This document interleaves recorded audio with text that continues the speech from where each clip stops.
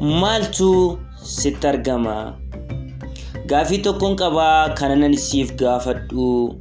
Deebisi lubbuu koo sirraatii hubadhu. Addunyaa kanarratti dhuftee erga dhalattee ilma obbo Abaluu jedhamtee waamamtee nama taatee jireenya eegaltee nyaattee dhugdee uffattee as geessetta kunoo umrii lakkooftee. Anoo gaafiin qabaa kan garaa na nyaatu maal hojjechuu dhuftee maal wanta hojjettu? Abjuu attamii qabdaa maali wanta argitu? Mul'anni kee maali waan ati raawwattu? Dhalootaaf waan ta'uuf of harkaa maal qabdaa? Kaayyoo jireenya kee yaadi kee maalidha? Gara addunyaa kanaa maal qabattee dhuftee? Naaf himi lubbuu koo naa ilaalin calliftee. Fedhii kee bu'uuraa guuttachuun gamatti dulloomii fi du'uu awwaalamuun achitti. Seenaan kan yaadatu maal hojjechuuf jirta? Maal argita? Maaltu sitti mul'ata? Nama akkamii taata? Gootni bilisummaa Afrikaa Kibbaa Neelsan Maandeellaa mucaan intala isaa Zeenaanii jedhee moggaaseera. Sana jechuun addunyaan kun kanaaf maal fiddee dhufte jechuudha. Dhugaa qaba. Intalli isaa waan addunyaa kana gargaaru maal qabattee akka dhufte beekuu barbaada. Nama akkamii ta'uuf jirti? Akka abbaa ishee qabsoo bilisummaa finiinsitee ga'ee siyaasa isheerraa eeggamu ba'attee darbite moo nama akkasumaanii ta'uuf jirti? Nama seenaa hojjete moo nama seenaa barreessitu moo nama seenaa quba hin qabne taati? Nama addunyaan kun amma jiraattutti yaadattu moo biliyoonota galmee seenaa irraa hin beekne keessaa tokko taatee dabarti? Mee nama akkamii taatee dabarti? Dhalattee barattee hojii salphaa tokko qabattee heerumtee ijoollee hortee ijoollee ishee guddiftee qofa duuti moo seenaa garasitti nama lammii fayyadu taati? Kanatu sammuu isaa keessa ture. Abbaan ishee Maandeellaan Zeenaanii jedhee kan yeroo maqaa ishee moggaasu. Atoo maal qabattee gara addunyaa kanaa dhufte? Wanti uuman ergaan taasiseen si keessa kaa'ee maaltu jira? Dhaloonni ati keessa jiraattu maal sirraa fayyadama? Eenyu ta'uuf dhalatte? Maal ta'uu barbaadda?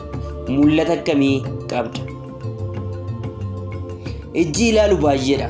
Ijji arguu garuu muraasa jedhama. Ijji kee ni ilaalamoo ni arga?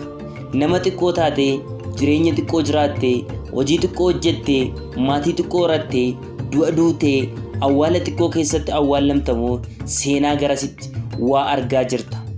Oromoof ergama maal qabda? Saba Afrikaaf waan dhimma baasu maal karoorsite? Addunyaa kanaaf maal sirraa eeggata? Maal yaadde? Maaltu si harka jira? Ammam fageessitee argita? Fedhiiwwan bu'uuraa nyaata, uffataa fi mana qabattee itti fayyadamtee darbitamoo waan sanarra caalu argaa jirta? Haala siif hin mijanne lakkoofsistee boo'ichaa fi waaqidhaan bara kee xumuruu qabsooftee bu'aa naannoo sirraa kaa'e ofirraa cabsita. Natti himi, mul'anni kee maali? Maal hojjechuuf dhalatte? Yoo wanta uumansi keessa kaa'e baastee itti hojjette baatte ati akka lafa sanyii nyaateti. Waa malee uumansi hin ergine. Waa malee jaarraa 21ffaa keessa hin dhalanne. Akka dhalattu sin taasifne. Waa malee dhaloota rakkina gurguddaa fi qarooma gurguddaa qabu gidduu akka jiraattu si hin ergine. Maal ta'a? Amma waggoota hedduu dura utuu dhalatteetta ta'e maal ta'a? Dhaloota Kiristoosiin dura utuu dhalatteetta ta'e bara sana bara namoonni jaalala haalaan hin boorofneef wal jaalatan, bara ittiin namni akka horii maallaqaa waliin gurguru, bara namni akka waliin ganne kakatee deebisee waan xiqqoof waliin ganne keessa dhaltee ta'uu ta'ee maal ta'a? Garuu hin taane. Uumaan isa kana siif eeyyame. Bara sirriitti haala sirrii keessatti namoota sirrii irraa sababa sirriif akka dhalatte of amansiisuun sirraa eegama. Ati nama jaarraa 21ffaatti jaarrawwan kun jaarraa ittiin ilmaan namaa qarooma gidduu irraa ga'anidha. Addunyaan kun waggoota muraasa asitti jijjiirama kallattii hedduun argamsiisteetti. Mee yaadi abaabayyuu koo namni waggoota 100 muraasa dura jiraachaa ture carraa ittiin du'aa ka'uu argatee otuu ka'ee maal jedha? Otuu ka'ee dhufee maal argata laata? Sadarkaan teekinooloojii addunyaan kun irra geesse argee yaada kennaa laata? Dhugaa dubbachuuf yoo ta'e addunyaan kun kan inni al tokko irra jiraataa ture ittiin fakkaattu amanuun isa rakkisa. Bara inni jiraate namni miilan deema konkolaataa yeroo argu maal itti fakkaata? Mana deemuu. Bara inni jiraataa mana citaa godoo xixiqqoo keessa jiraatu. Amma garuu gamoowwan gurguddoo hedduun miidhagantu jiru. Isaan argee maal jedha laata? Xiyyaara samiirra balali'u argee hoo maal jedha? Allaattii sagalee guddaa qabdu jedha. Waan hundi dabaleera. Wanti hundi daballiin maaltu jira? Wantoota gaggaarii qofa miti, ammeenyis akka malee dabaleera. Bara abaabayyuu koo jiraate namni haqaaf jiraata. Har'a haalli jiru faallaa kanaati. Dhaloonni har'a dhaloota jireenya haqaa argachuuf milkaa'ee miti. Guddaa haqan beeku, xiqqaan haqan beeku, inni barate haqan beeku, inni hin baranne haqan beeku. Aangawoonni mootummaa haqan beekani dhugaa haasa'uu hin wayyu. Haqni hin jiru. Namni sammuu qabu otoo jiruu nama fira qabuuf dursa kennu. Akka walitti dhiyaataniin wal gargaaru. Yeroo fira dhabde maallaqaan haqa bitta. Kana lachuu keessaa tokko dhabnaan addunyaan jaarraa kana kan kee miti. Yookaan fira qabdu yookaan maallaqa dhabin yoo lachuu dhabde hin ta'u. Jaarraa itti addunyaan yaaddoo guddaa keessa jirtu keessaa dhalatte. Hubadhu barri akkanaa bara atiitti dhaloota gargaaruuf carraa bal'aa qabaattudha. Waan uuman keessa kee kaa'e fayyadamuudhaan gama kennaa amma dandeessa furmaata kennuu dandeessa. Rakkina yeroo hundumaa hamaa miti. Rakkinoonni yeroo baay'ee gargaaruuf ta'a. Gama tokkoon rakkinni mana barumsaa akkaataa jiruu fi jireenya itti baratanidha. Dhalli namaa saayinsii irraa qofa miti kan baratu. Rakkina guyyaa guyyaatii mudatu irraa waan guddaa barata. Kanaaf rakkinni kolleejjii ilmaan namootaati. Gama biraan immoo wantoonni furmaata barbaadu carraa siif kenna. Otuu rakkina hin jiru ta'ee namni maaliif hojjeta? Hojiinoo hiikaa maalii qaba? Kanaaf addunyaan rakkinni itti baay'atu kana keessa waan gammachiitu hin dhabu. Yoo waan hojjettu beekte waan hojjettu hin dhabdu. Oromoo mammaaksa isaa keessatti kan qabu kan darbe doogna hin jedhamu. Kan qabu kan darbate doogna hin jedhamu. Waan qabdu darbadhu. Darbachuun duratti garuu waan qabdu isa harka keerra jiru adda baasii beeki. Waan harka keerra jiru beekuun gara itti darbachuutti qabdu beekuuf si gargaara. Gaafii ka'uu qabu eegaa. Maaltu sitti argama? Isa jedhudha. Maaltu sitti argama? Dhaloota har'aaf maal argaa jirta? Amma ammaatti gufuuwwan mul'ataa namoota itti rakkatan amma tokko addaan baaseera. Keessumaa dargaggoonni wanti isaan ittiin muddamanii mul'atan isaaniif abdii kutachuudhaan bakka jiranitti dhaban muraasa argeera. Ati isaan kanarraa of eeggadhu. Mee gufuuwwan mul'ata kanaa akka armaan gadiitti siif ibsa. Gufuu tokkoffaa. Maallaqni hin jiru yoo ta'e mul'anni gatii hin qabu ilaalcha jedhudha. Ilaalcha dogongoraa kun mul'ata namoota meeqaa karaatti akka jalaa hambise sitti himuu hin danda'u.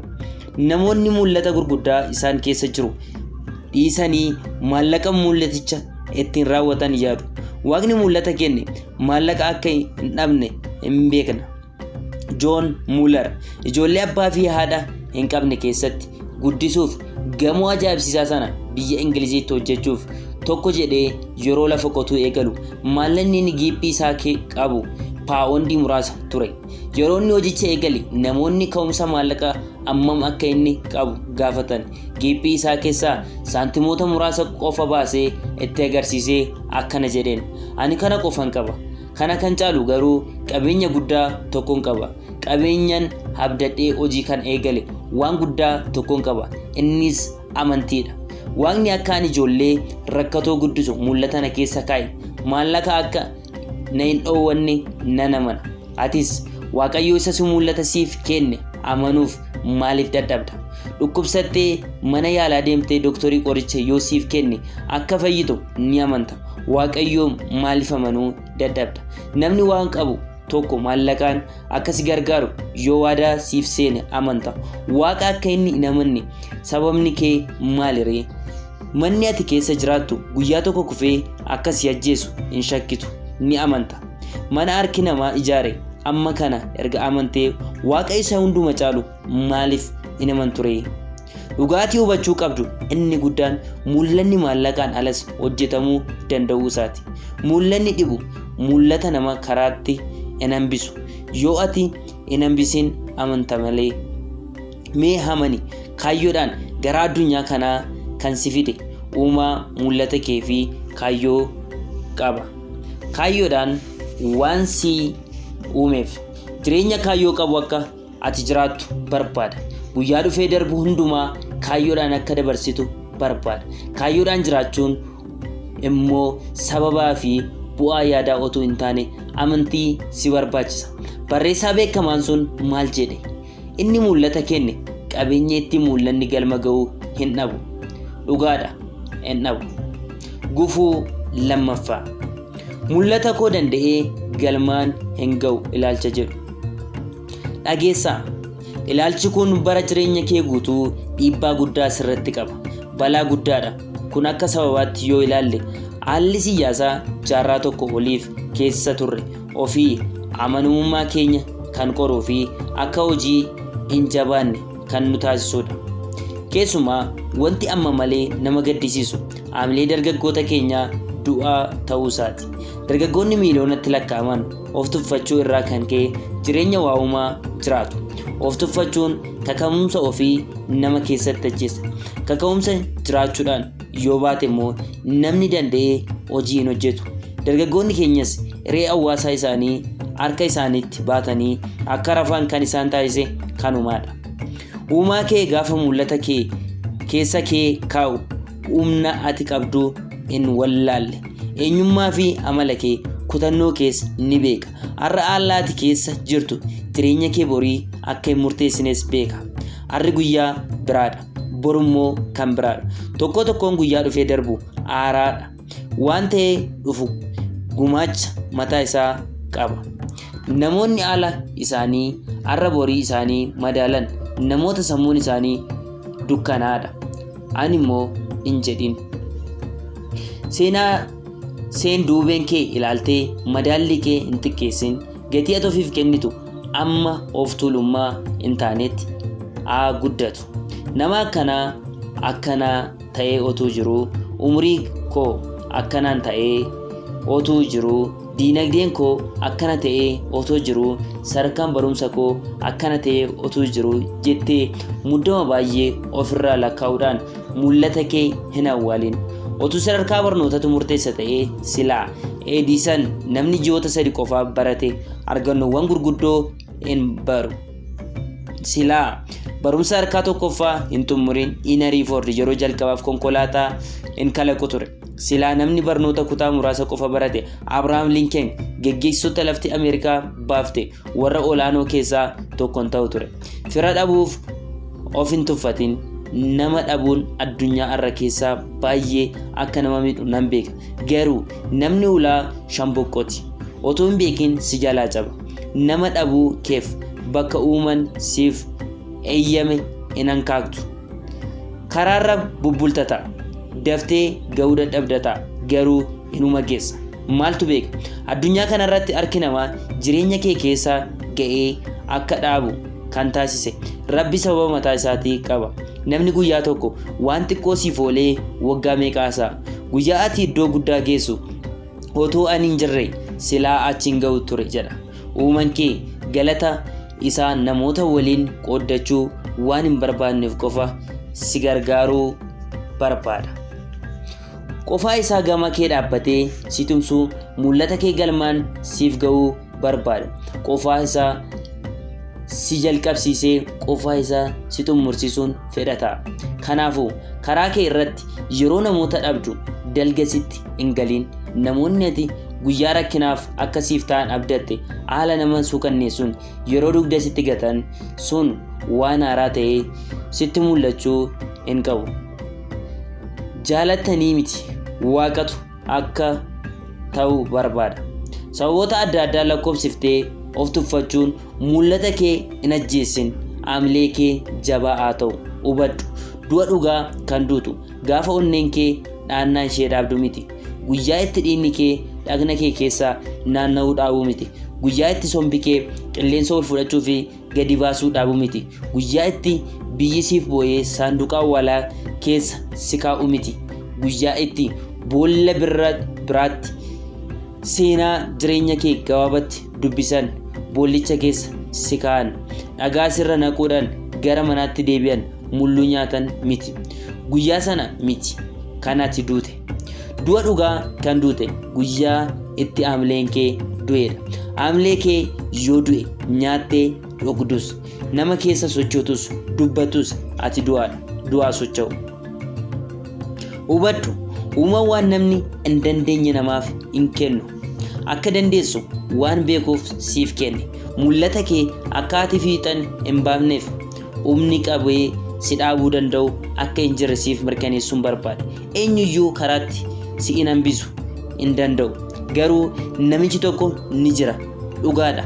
Addunyaa kanarratti namni qabee si dhaabuu danda'u, namni danqee karaatti si hambisuu danda'u, namni iddoo uuman siif yaade si hanqaaqsuu danda'u, namni waan sitti himee abdii si kutachiisuu danda'u, namni akka ati mul'ata kee hin raawwanne si taasisuu danda'u nama tokko qofatu jira.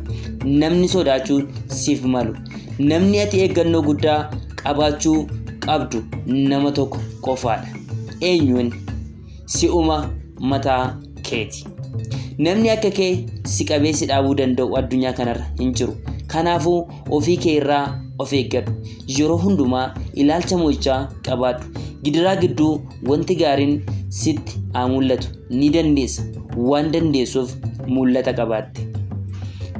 Gufuu sadaffaa. Gatii guddaa waan na baasisuuf irratti hin hojjedhu jedhanii yaadu. Raawwii mul'ata keef gufuu guddaa kan biraan immoo gatii baasuuf kutannoo dhabuudha. Hammi isaa walaa caaluyyuu malee hojiin gatii nama hin baasifne hin jiru. Wanti guddaan garuu gatii mul'anni ofii namaa gaafatu baasuu sodaatanii harka maratanii taa'uu mannaa dhuma irratti raawwii mul'atichaa irratti gumaachuu argamuu yaadanii itti deemudha. Macaafni qulqulluun maal jedha? Namni yeroo hundumaa qilleensa gaarii eeggatu sanyiin facaafatiin hafa. Kun dhugaa miti. Amma haalli hundi siif mijatutti mul'ata kee irratti hojii eegaluudha. Yoo baatte otuma hin eegalin duuta. Addunyaan gidiraadhaan guutuudha. Abboonni keenya gidiraa keessa jiraatanii darban. Nutis akkasuma jiraanna. Rakkinni jiraachuudha. Otuu baatee dhalli namaa wixxiffatee karaa irratti keessaa bahuu hin dandeenye hin barbaaddatu. Guddinni addunyaa kun har'a irra geesses bu'aa rakkinaa yoo jedhe na hin amantu ati amma. Maaliif? Ka'umsi argannoo haaraa tokko yoomiyyuu rakkinaadha. Qorannoon tokko qoratamuuf jalqaba rakkinni jiraachuu qaba. Rakkinni ka'umsa furmaata hundumaati. Kanaafuu yeroo hundumaa rakkina hin jibbin. Mul'ata kee raawwachuuf adeemsa deemtu keessatti rakkinoonni si mudatan amala kee si bilcheessu. Barumsa ati kolleejjii kamuu seentee hin baranne si barsiisu. Maatiin ibidda keessatti baqfamee booda gatii kennaaf. Warqeen qulqullinni isaa kan ittiin beekamu ibiddaan erga gubamee boodadha. Ibiddi gubee balleessuu akkuma danda'u mi'eessuus ni danda'a. Jireenyi ibidda keessa hin darbine qulqulluu miti. Hin mi'aawus. Maarree maaliif ibidda jibbitee booddee deebita? Abbootii mul'ataa ibiddaan qoramanii hin ilaalamin natti himtaa? Eenyudha rakkinni tokko otoo isa hin mudatiin ergama isaa lafarratti kan xumure? Mee gara macaafa qulqulluutti si deebisu. Kanaan dura waan hedduu akkuman kaase. Namoonni macaafa qulqulluu hedduu ibidda keessa darbaniiru. Museen waggoota 40 guutuu hoolaa tiksutu irra ture. Namoonni guddaan ammoo Musee ga'uu gadi deebi'ee hojii tuffatamaa akkanaa hojjechuu isaa ammam akka nama gaddisiisu ilaali. Isayyuu waggoota 40 guutuu. Iyyoob gara waggoota 25f gidiraa dubbachuun isaayyuu namatti ulfaatu keessa tareera. Fayyaa isaa dhabee, qabeenya qabu hunda dhabee, ijoollee isaa dhabee yeroo dheeraa sana dabarsuun ibidda caala. Daawit mootii ta'uu erga dibamee booda akka nama waan guddaa balleessee adamsamee du'aaf barbaadamaa ture. Mootiin biyya tokko nama tokko ajjeesuuf loltoota guuree yommuu isa adamsu yeroo sun Daawitiif hadhaa'aa ture. Guyyaa itti ulfaataa tokko akkanaa jedhee ture. Anaa fi du'a gidduu taakkuu tokko hafe. Gooftaan Yesuus yeroo du'a isaa jalaa dafqa dhiigaa dafqeera. Mul'ata isaa galmaan ga'uuf jecha gatii baasuun isaaf hin malle baaseera. Ilmaan namootaa harkatti gidirfameera, reebameera, itti tufameera, fannifameera, waraannameera, ajjeefameera, awwaalameera. Abbaan isaa garuu du'a isaa kaaseera. Phaawulos qaayyoo isaaf jedhee gatii gurguddaa baaseera. Yeroo hedduu reebameera, itti murtaa'ee mana hidhaa seeneera, arrabsameera. Doononni inni ittiin galaana irra deemu yeroo meeqa caccabeera. Dhuma irrattis morma isaa kenneeraaf. Yohaannis mul'ata isaaf jedhee lafa galaana marfame kan namni irra jiraachuu hin dandeenye Faaximoota hidhamee gidirfamee boba'aa zayitii keessa bu'eera. Walumaa galatti namni gatii baasuu hin barbaanne abbaa mul'ataa ta'uu hin danda'u. Tarii namoota biraa waliin hiriiree mul'ata isaanii galmaan ga'uuf hojjechuu danda'a. Garbicha mul'ata nama biraa ta'a. Eeyyan sun iddoo isaaf malu isa sirriidha. Abbaan mul'ataa garuu waa'ee mul'ataa waan guddaa tokko ni beeka. Mul'annii fi gidiraan akka addaan hin baane. Guutumaa guutuutti iddoo rakkinni hin jirre mootummaan Waaqayyoo isa waaqarraa keessa duwwaadha. Ergamni kee ergama dhaloota fayyaduudha. Gama biraatiin rakkina sodaattee ergama dhalootaa kanaaf qabdu ajjeefte jechuun dhaloota kana irratti yakka guddaa hojjettee jechuudha. Yakka kanaafis qaamni si gaafatu tokko jira. Guyyaa tokko gaafatamuu akka jirtu hin dagatiin. Uumaan inni ergama siif kennee dhaloota lafarraa jiraachaa jiran kana si erge guyyaa tokko raawwii ergama kee ni madaala. Madaalamtee yoo kufte itti gaafatamaa taata. Gatii yakka keetis ni argatta. Walumaa galatti gaaffiiwwan mul'ata kanaa sadaniif carraa hin kennin. Isaan moo'aadha. Bira darbii deemi. Yeroo hundumaa Waaqayyoon isa mul'ata siif kenne of biratti yaadi. Yeroo tokko tokko si jalaa callisa ta'a. Abbummaan isaa sitti dhagahamuu danda'a ta'a. Gara jabeessa fakkaatee sitti argama ta'a. Garuu dhugaan siif mirkaneessuu barbaadu tokko jira. Uumaan kee mul'ata keef si tumsuu yeroo hundumaa si bira dhaabbatee jira. Namichi maal nuuf hime? Ganda tokko keessa nama baay'ee goota ta'etu ture. Gootummaa isaa ganda guututu beeka. Haala nama gaddisiisuun ilmi isaa immoo lugna dabeessa ta'e. Abbaan ilma isaatiin haaree lugna ta'ee maqaa isaa balleessuu isaaf akka malee itti dhaga'ame. Sana booda guyyaa tokko galgala ilma isaa fudhatee bosona guddaa tokko keessa deemee bosonichi bineensonni hedduun waan keessa jiraniif baay'ee sodaachisaa ture. Karaan bosonichi keessa qaxxaamuru tokko immoo keessa ture. Abbaan achiin ga'ee ilma isaatiin ani asuma dhaabbadheen si eega.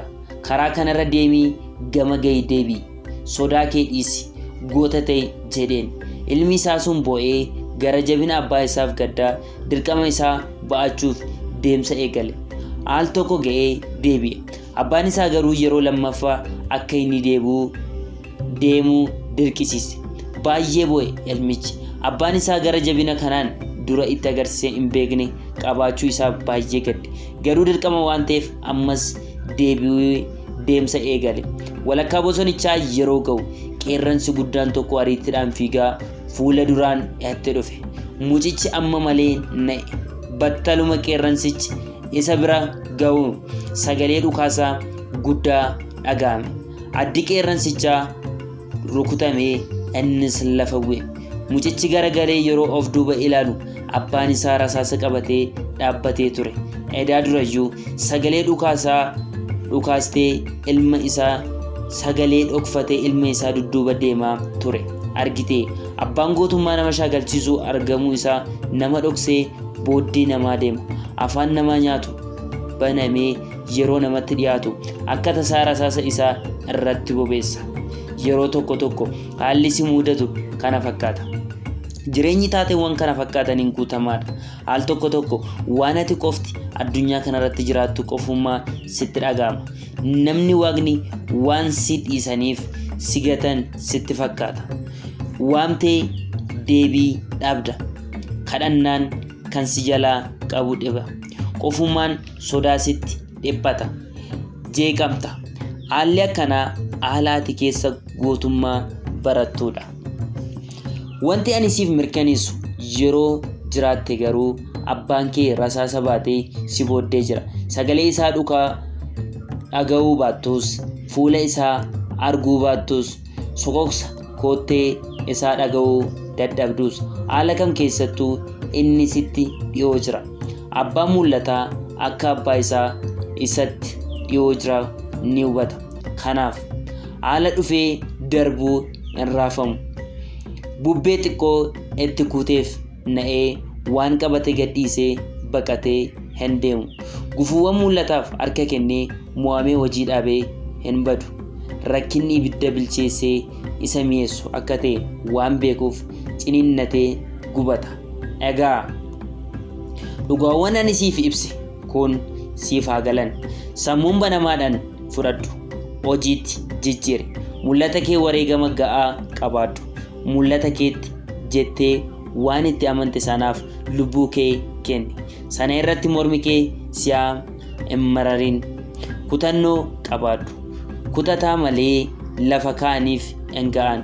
Haala otoo hin ilaalin fiigicha jireenyaa eeggaltee ittiin fufiin ittuma fufii fiigi. Guyyaa tokko xumurtee ergamni ani qabadhee gara addunyaa kanaa dhufe kana fakkaata jechuuf carraa argata. Milkiin siif hawwa. Kuni kan fudhatame kitaaba kallattii jedhu kan eebbisaa Baayisaatirraayi. Ani kan isiniif seenes Sanyii Haayiluuti. Ergaawwan akkanaa fi kitaabota akkanaa argachuudhaaf subscribe, like, share godhaa. Yeroo gaarii.